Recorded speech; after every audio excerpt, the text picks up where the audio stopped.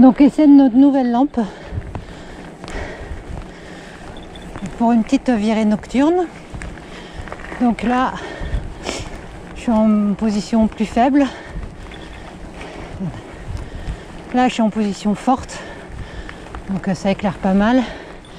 J'ai juste enlevé la frontale que j'ai aussi pour qu'on voit. Donc là, je suis en position forte. Donc ça éclaire un cercle plutôt large, je trouve. Bon, là, on est sur une petite route. Juste pour... hop. Là, plus faible. En écho, c'est... Bon, on le voit, c'est vraiment plus petit, quoi. Donc en plus, on a prévu, nous, une frontale. Donc là, je la mets en fort pour pouvoir faire un éclairage. Justement, ce que j'ai pas pu faire là. Un éclairage de côté quand ça tourne, ou pour regarder les panneaux, pour la progression. Et voilà, donc on a un ensemble assez sympathique qui, à mon avis, va bien remplir sa mission.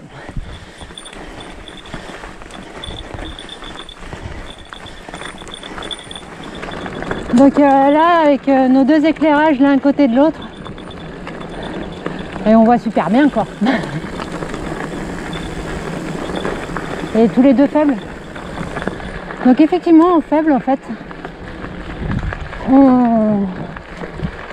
on s'habitue, en fait, et ça éclaire. Je reviens à ce que j'ai dit tout à l'heure. En fait, ça éclaire pas si mal que ça. En fait, on s'habitue vachement à un éclairage plus faible. Et en fait, ça se passe déjà pas si mal, quoi. Pour de la montée sur piste, effectivement, il n'y a pas forcément besoin d'avoir plus. Bon, là, même si on est deux, donc on éclaire un peu plus. Mais c'est pas si mal. En faible, je vais juste la redescendre un chouï, voilà. Et pour des parcours sur piste comme celui-là, ça éclaire pas mal. Et maintenant, j'ai rallumé la frontale. Et là, ça fait un complément supplémentaire qui n'est pas inintéressant et qui permet d'économiser la lampe principale. Donc là, en faisant quelques petits réglages, au final, là, je suis en montée depuis un petit moment. Donc j'éteins la frontale, je suis en écho, en baissant un petit peu la lampe par rapport en position forte. Et ça suffit largement, quoi. On voit bien. Et pour ce genre de montée, ça suffit. On voit assez. Donc ça permet d'avoir une autonomie assez grande. Parce qu'il y a en gros 15 heures d'autonomie en mode éco. Donc en jouant sur le mode fort, éco, l'ajout ou non de la frontale,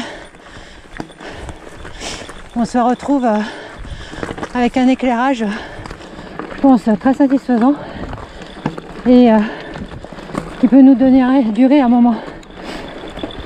Le seul bémol que je vois, et encore pour une utilisation super précise, c'est le fait que la batterie ne se recharge que sur du 220. Donc ça ne nous permettra pas, lors des bulles, de pouvoir la recharger au cours des bulles. Donc il faudra la gérer pour que ça tienne 2-3 jours, ce qui est actuellement notre durée standard des bulles. Alors là, je suis en descente, toujours en écho. Par contre, j'ai remis la frontale. Parce que l'avantage d'avoir la frontale, c'est que ça me permet d'avoir de pouvoir suivre le parcours sur le GPS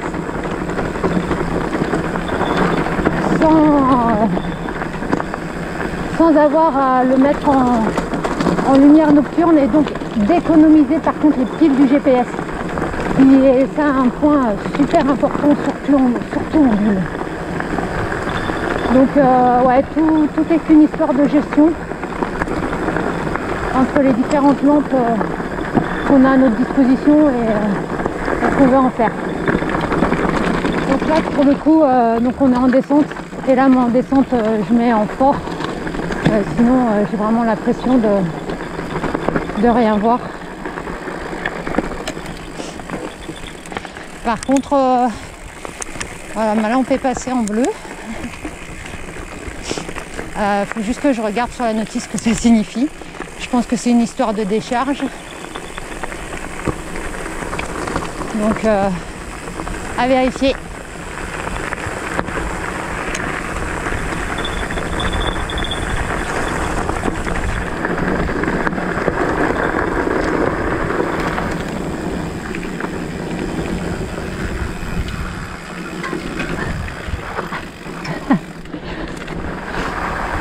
Donc, fin de cette première sortie. Donc, bilan globalement super positif. Il reste juste voilà, à utiliser, à un peu connaître l'autonomie réelle des lampes et de gérer entre la frontale, la lampe, mode éco, mode fort. Mais globalement, ouais, ça éclaire quand même super bien. Après, est-ce que ça me donnera, moi perso, le goût des randos nocturnes? Je ne me prononcerai pas ce soir sur ce point. Mais sinon, non, la Gafar, c'est quand même super positif et on voit quand même super bien. Il y a juste un dernier point qui n'a rien à voir avec la lampe, mais il va falloir qu'on se procure des lunettes vraiment blanches. Parce que là, moi je suis partie avec des lunettes jaunes. Mais la nuit, il y a pas mal de condensation dessus. L'éclairage, la vision n'est pas top de nuit, je trouve. Donc je les ai enlevées en cours de rando, c'est pas forcément non plus super prudent. Donc dernier petit point à régler pour les sorties de nuit, souhaitées ou involontaires. Mais globalement, ouais, je pense qu'on va être bien équipé pour l'hiver. Et on ne craindra plus des débordements de rando au-delà de l'horaire prévu, qui nous font régulièrement, enfin au moins 1 à 2 fois par an, rentrer de nuit dans des conditions des fois un peu limites, surtout sur route. Voilà, bah, c'était VTT à 2.